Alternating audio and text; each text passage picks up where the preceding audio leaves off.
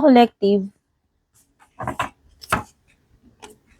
Pasensya na po kayo at ilang araw din po akong malalayong migraine. Actually, ngayon hindi pa rin ganun ka-okay. Pero malala ng mga nakaraan. Kaya hindi po ako nakakagawa ng reading.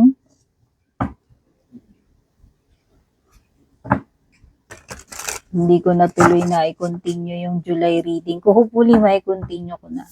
Okay, wala pa rin akong boses halos eh. Hirapan ako magsalita.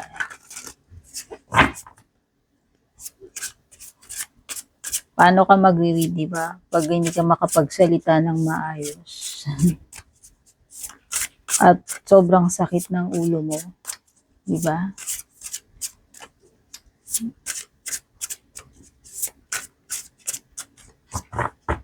So, check natin ano itong mga energy nito. Dito sa connection ninyo ng person na ito.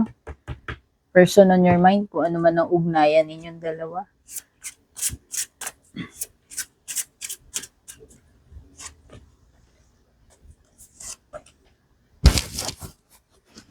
Oh! Nag-i-spy itong person na to sa'yo. Matindi pa rin ang ano nito eh. Tindi pa rin ang attachment sa'yo nito. Ayan. Sinusubaybayan ka pa rin yan. Updated pa rin yan sa'yo. Ibig sabihin, pinafollow ka niya, binabantayan ka niya, watching you, itong person na to sa mga social media accounts mo siguro.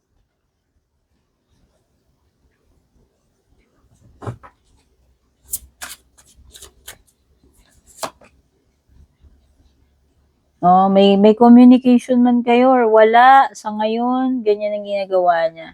Pero most likely baka wala kayong communication sa ngayon. Kasi hindi mo to pinapansin eh, itong person na ito. No?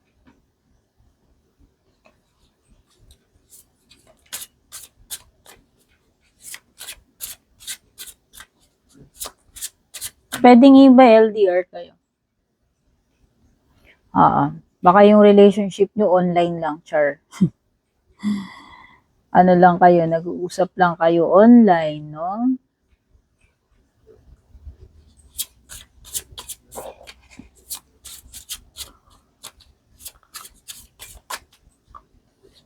And hindi ka nag-expect na ano eh. Sa side mo, hindi ka rin naman nag-expect na naghahabol ng attention nitong tao na to. Kaya lang siya kasi is ano pa rin siya sa'yo eh. Pwedeng curious pa rin siya. Hindi ko alam kung binrake mo na ba to or wala lang kayong communication right now, no? Pero nag-i-spy nga siya sa'yo. Sabi ko nga, sinusubaybayan ka nitong tao na to.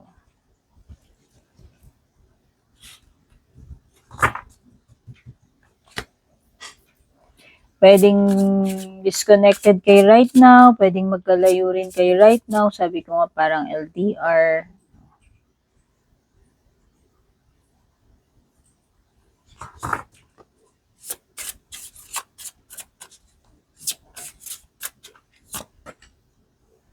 So, ibig sabihin lang yan, interesado pa rin sa'yo tong person na to. Oo. Pero, takot din, paano ba? Insecure din to eh. Takot din siguro na hindi mo siya pansinin or i-reject mo siya kung sakaling magsabi siya sa'yo or magpahiwatig siya or kung i-approach ka niya kung hindi man kayo LDR, no?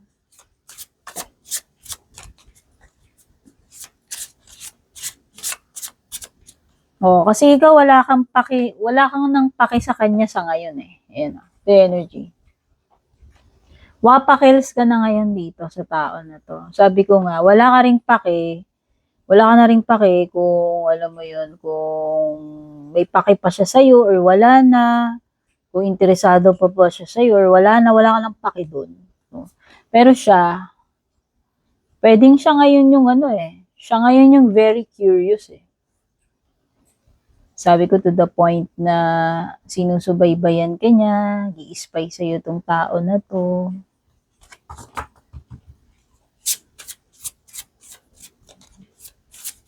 Tinitingnan ka pa rin nito sa social media apps.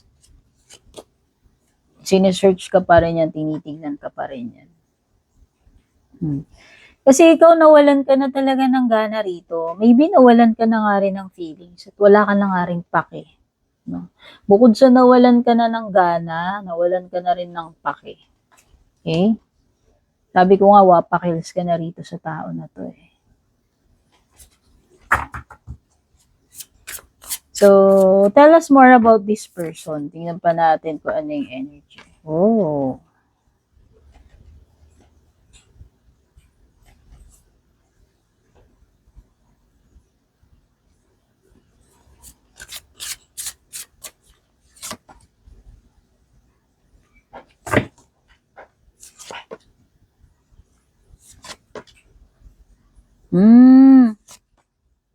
Kaya naman pala, hindi pala matahimik itong person na to sa ngayon.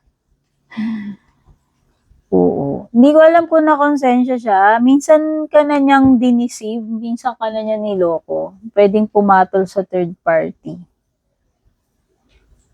Oo, ngayon siguro parang siya ngayon yung walang katahimikan. Siya ngayon yung nagigilty or nakukonsensya, pero ikaw wala ka lang pake. Okay? Naging kasi siya eh, naging irresponsible din siya. Alam mo yun, naging,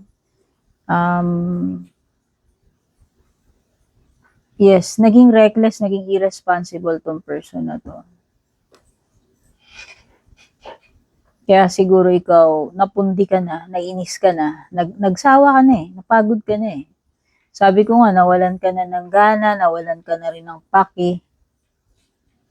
So, para sa'yo siguro, bahala ka na sa buhay mo, wala akong paki sa'yo, di ba? Yun yung energy. O, ayan siguro iniisip niya, umaasa ka pa rin sa kanya, pero di opposite na nangyari. No? Kasi wala na eh. Nakita ko rito, hindi mo na to pinapansin, wala ka ng gana, wala ka ng paki. Pero ito kasing star card is yung energy ng umaasa. No? Siguro akala nitong tao na to, ikaw pa rin yung dating umaasa, kung dati umasa ka sa kanya. Okay, kaso hindi.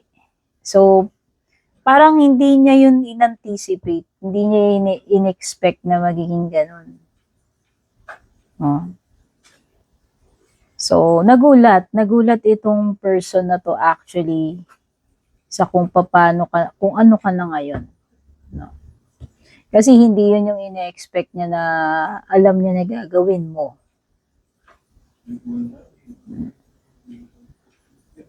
Eight of Swords. Siya na ngayon yung feeling stuck. So, parang nafe-feel ko dito, pwedeng bumaliktad yung situation eh. Kung dati, ikaw yung nagbe-beg ng attention dito sa tao na to, not anymore. Diba? Ayan not anymore. Wala ka nang pake kung may pake pa siya sa'yo, kung papansinin ka ba niya, hindi. Wala ka nang pake. Ayan Wala ka nang pakils. You don't care anymore. Hindi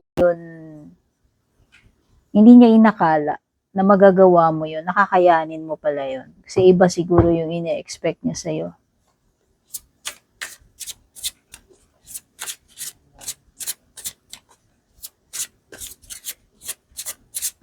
Yun yung yun yung something na hindi niya matanggap. Ayan. Yun yung something na hindi niya matanggap. Siguro akala niya ikaw pa rin yung person na desperate or maghahabol or aasa. Siguro in-expect niya ganun. Kaso hindi. No? Nag-iba ka eh. Siya ngayon yung feeling stuck. Siya ngayon yung parang walang peace of mind. Siya ngayon yung nag-i-stalk, sumusunod-sunod sa'yo. O, diba?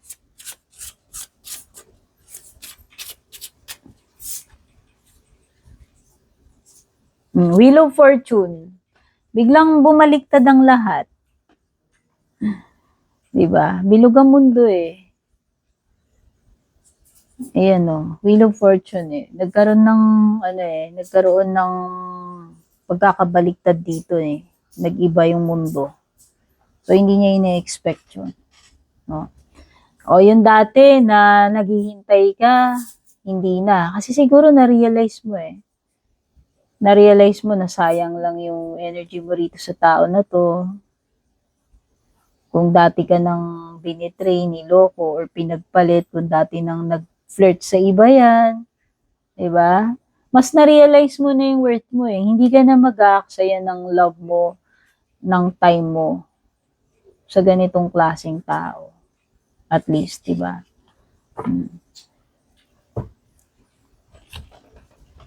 By the way, maraming salamat po kung palagi kayong nag-aabang ng reading ko, kung matagal na po kayong nanonood, sumusuporta. Private reading, kung nanonood kayo sa YT, tignan nyo dyan sa link. Nilalagay ko palagi dyan yung link papunta sa nag-iisa official FB page ko. Purple Teen, Meta Verified, may check sa dulo.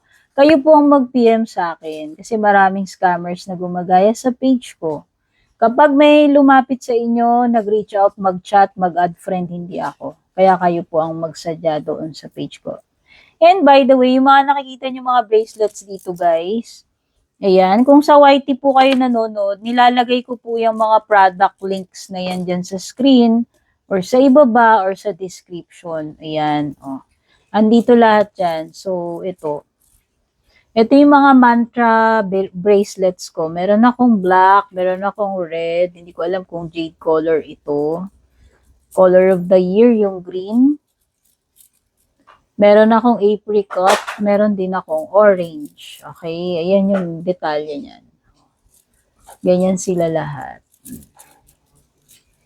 Ito yung mga mantra bracelets. Ito naman yung mga agates. 10mm yata sukat nito. Ng mga beads nito. O, ito naman smooth round lang siya. Unlike nito na parang may kinang-kinang. Okay? So, kung gusto niya, nandyan lang hanapin niyo yung product link dyan sa screen or sa ibaba or sa comment section sa description. Etong suot ko yan, nakalagay din dyan. Lahat yan ilalagay ko. Ito naman, stainless. Non-tarnish. Money attractor siya na bracelet. Adjustable ito. Okay? So, nandyan lang po yan.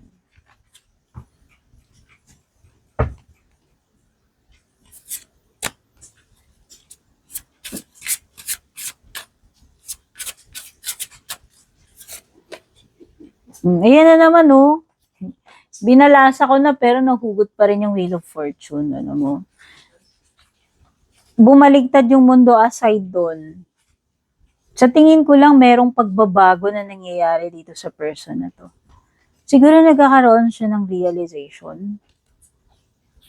Dahil nga sa naging reaction mo sa kanya, dahil sa nagbago ka na sa kanya, hindi na kagaya nun dati, alam mo yun. Doon siya nasaktan. Doon siya nagulat. Hindi niya ine-expect yun. No? So parang actually doon siya nagkaroon ng respect sa'yo eh. Nang nagawa mo yun eh. Parang big deal sa kanya. Hindi nga niya yun ma-accept, di ba? Hindi niya ma-accept yun. Hindi niya ine-expect sa'yo yun. This person is thinking of you. Iniisip niya na mag-reach out sa'yo, makipag-communicate, kaya lang nga. Ayaw din naman niyang ma-reject eh. Ayaw niya rin mapahiya or ma-reject mo siya. Pero parang actually parang nakikita ko nga kanina pa dito, nafe-feel ko yung pinaplano niya na baka i-contactin ka niya, i-chat ka niya, kamustahin ka niya, i-message ka niya. Nag-hesitate lang kasi siya na baka mapahiya siya or deadmahin mo or i-reject mo siya. Or baka kasi naka-block sa'yo yan. Okay? Babalik ito. Nagpaplano itong bumalik. Kasi nga, hindi ka rin maalis sa isip niya eh. Hindi rin siya matahimik, alam mo yun. Ngayon siya nagkakaroon ng ngayon siya hindi maganda ugaga sa'yo ngayon sa kakaisip or sa guilt or whatever.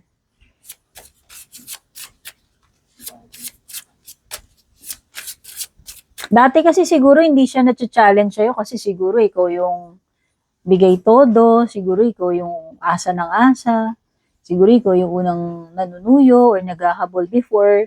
Pero nung iniba mo yon yung approach mo, shinut down, kumbaga, dinetach mo yung sarili mo sa kanya, no? Binlock mo siya siguro. Doon siya, parang doon siya nakaramdam ng, na-intimidate or na-insecure. Six of Swords, o diba, may pagbabalik.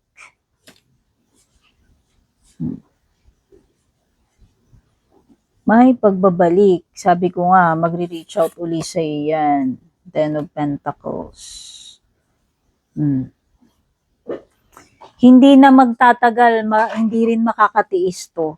I-message ka nito. Ayan, baliktad kasi yung Ten of Pentacles. So, ibig sabihin, maybe in the near future, hindi na sobra-sobrang tagal, gagawa ng move yan, mag-reach out. Ayan, no? Mag-a-attempt to na makipag-ayos siguro.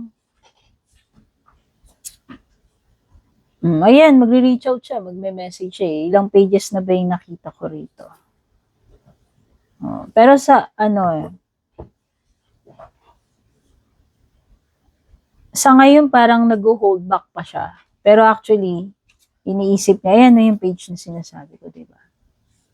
Pwedeng iniisip niya niya, pinaplano niya pa paano niya gagawin yung move. Kasi ito nga, plan niya na bumalik. No? Pwedeng ginost ka na nito eh. Tapos nagano ka na rin eh. Binlock mo na rin siya para hindi na siya makabalik. Kaya lang yun na nga, ang usapan, ibabalik siya. Okay? Kasi parang gusto kanyang i-win back ulit. Parang ang tingin niya sa'yo, trophy, challenge, alam mo yun. Yun yung nafe-feel ko dito sa person na to. Ngayon, parang na-challenge na naman siya na makuha ka niya. Ayan o. Okay? So, mga signs na lumalabas, according to the cards, pero kahit naman anong signs, para sa lahat naman itong reading ko. Actually, lahat ng suits nandito eh. May swords, may wands, may water, may pentacle. So, halos lahat ng element, fire, air, earth, water. Pero si star card kasi is si Aquarius. Baka meron strong energy na Aquarius sa'yo or sa chart ni person. Okay, kita-kits sa susunod. Bye-bye.